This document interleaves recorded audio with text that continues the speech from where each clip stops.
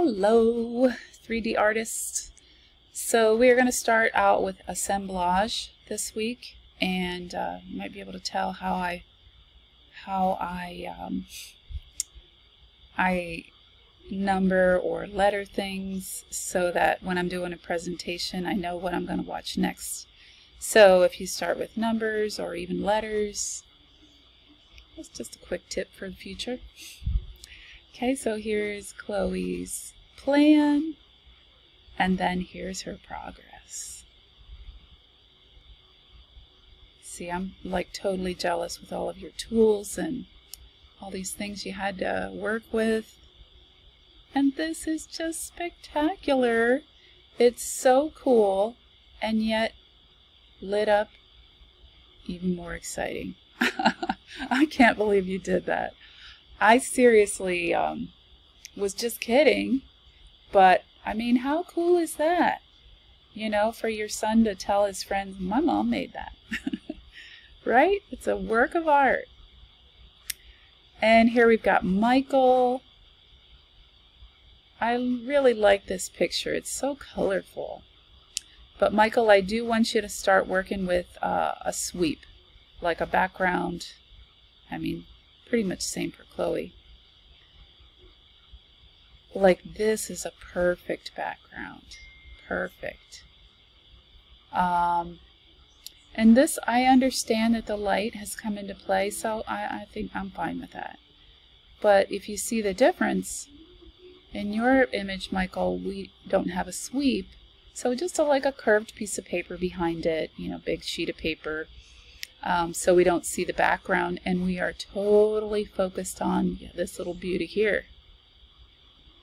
And how cool, how smart was that for you to figure out how to make those feathers out of these plastic utensils? And then, oh, so regal, right? I want to guess that, gee, did you Photoshop this image to get in there and make all the black background? I guess I'd have to look at that up close, but yeah, this is a great picture for a portfolio image. And then here we have Rachel's rooster.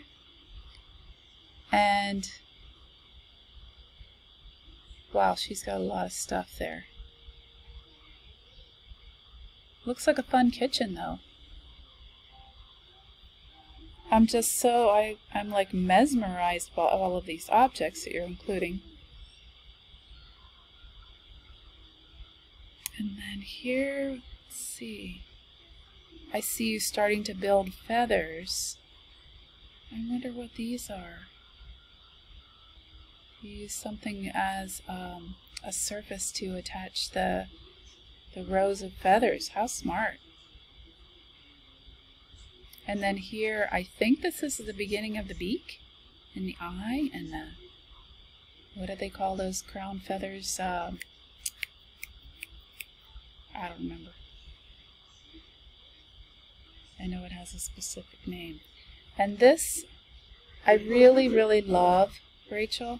I love seeing all the feathers from above, because this is one of those artworks that you'd like to see multiple images of, so you could see all of the detail, you know, like overhead and from the side, like a profile. And then make sure you're using a sweep, you know, to make a blank background for this, so that we can see just the artwork. And I think that's all we have for this week. I know Michaela is started on hers, because I see it in her midterm. So let's go ahead and look at our midterms. So here's Chloe and her mushrooms. Chloe, I know that this is a really great picture and everything. It's really close. I would probably crop it in a little bit closer. And if you have access to any editing software, like I suggested, I think it was Pixlr, Pixlr. and it's in that video that I created about erasing. So that also helps you with photo editing. And then it also looks a little bit squished. I don't know if I'm crazy, but I don't think I am. I think I've just seen so many photographs and so many artworks that I notice, like, I've seen this before. I notice if it's tightly, or not tightly, compressed, I guess. It seems a little bit squished. And then here we have her title, just what it is. So streamlined and classy. Great photograph. And I really like how you centered it. And had just minor details, very subtle and, you know, confident, I would say. Great picture again. And then I find it fascinating what you actually use to create this. And I wouldn't mind if you had 2 images, just like with Rachel's, because you almost need to see the outside and the inside. You know, of course, that's your choice as an artist. And then I find it really interesting that you used the lights out image, because it does definitely look cleaner. All right, beautiful, beautiful. So, let's see. 3, 5. Hold on just one second. Okay, so I was just checking, and we should have had 9 slides for this midterm, and there we go. Good job, Chloe. Let's look at Michael. Okay, Michael, there's his paper sculpture. Nice photograph. And this is a nice way of going about it. Very clean, neat. This is kind of like it's like a dramatic effect photo. And, you know, I think that that's fine. I think that this background works as a sweep because you kind of want to present the artwork as like a utilitarian object. It's useful. Kind of, I know that that's a little bit funny. But yeah. Oh, Patience. That is just the best. Okay, and then we've got your paper mache. Again. See, now that's the kind of thing that someone who's viewing your portfolio is also going to enjoy. Okay, we got a great picture here. Concept. Okay, perfect. And then we've got Michaela's. She's also got the date. This is adorable. But I think you need to reshoot it with a sweep or a blank background. But very clean, very neat. And this image, even though I really like the photograph, Michaela, I love the reflections. Reflections, that is my jam. But I would also, again, do this. I mean, I would either crop this part out so that it appears to be just sitting on glass and there's no distractions from the sculpture itself, or shoot it again on a clean sweep. And your polymer clay, again, beautiful photograph, the lighting, but I would reshoot on a clean sweep. And then your assemblage, this is like on location. And I love this picture. Again, it's utilitarian, you know, it's something useful. That's also an artwork. But I would straighten out the perspective. Yes, again, in the video that I showed you guys, let's see, where did I put that? I'm going to go find it real quick. Okay.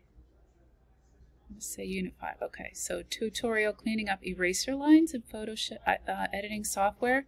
This also has information about cropping, correcting perspective, and that's honestly why I wanted to share it with you.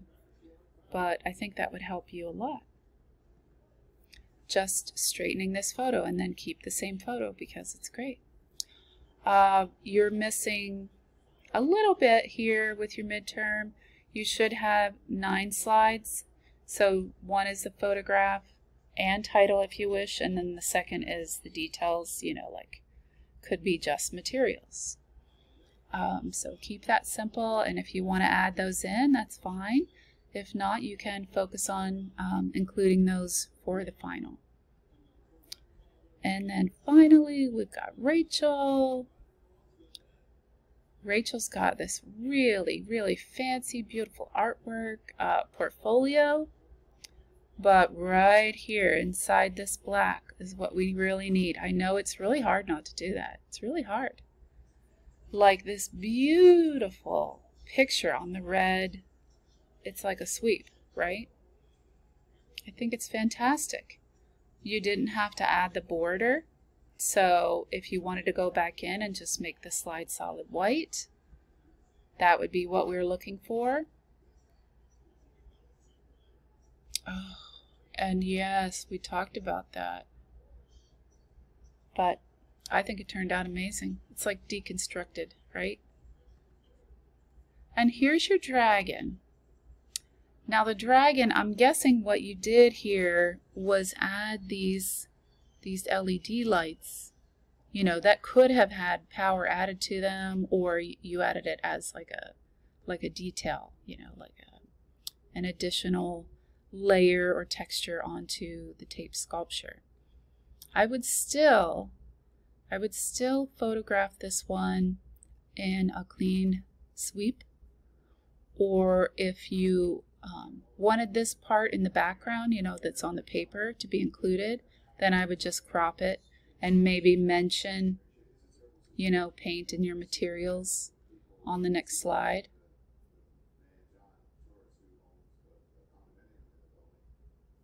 Oh, so they are LED lights. I was right. See, now, if you could light those up.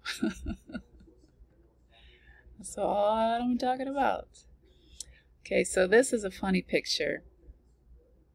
I'm honestly starting to, the blue borders are growing on me a little bit, but I'm just going with industry standard from what I've learned is like plain, no details in the background, just focus on the art.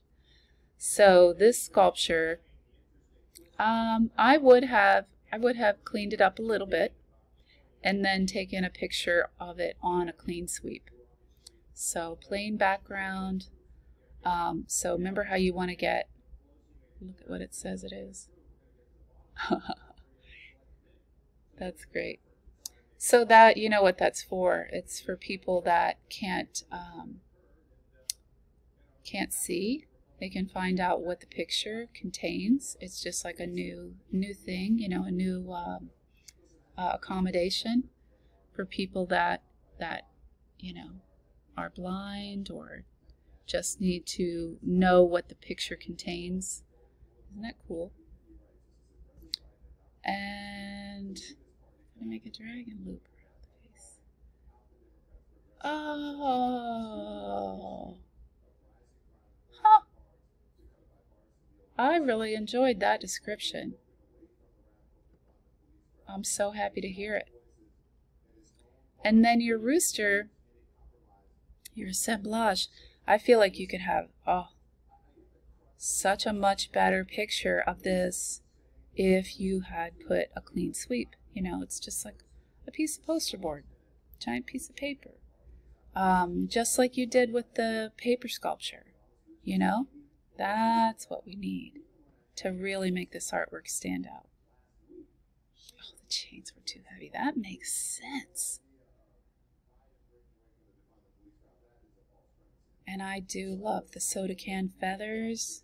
That's so smart. Oh, rooster. Yes, those, my husband used to make those owls, I think I shared with you, with the soda can feathers, and he was just constantly burning himself. But you'll run into that in art, right? No pain, no gain. So is that it? Oh, we got sketchbook. Okay, so here's Michaela's inspiration for, this is her assemblage. Oh, so this is actually, Michaela, I think I told you you still needed this one, but you don't. And here's Michael. So Michael's got the relief pottery here, relief sculpture. And it's so fascinating to learn that these were cast, isn't it? And we're going to be getting into that this week. Incredible. I mean, there's additive and there's subtractive, and you'll be learning about that this week as well. So this may have been a sculpture that was built on and attached to its background to make it come forth, whereas something like this was probably, the mold was probably carved into clay or wax, you know, like what we're going to do this week. So you see the difference. All right, perfect. And here is Rachel. Oh, Rachel, this is, I think I gathered the wrong one here, because this is an older one. All right, I'll figure that out, but that's it for this week. And I will be talking to you all soon. Bye.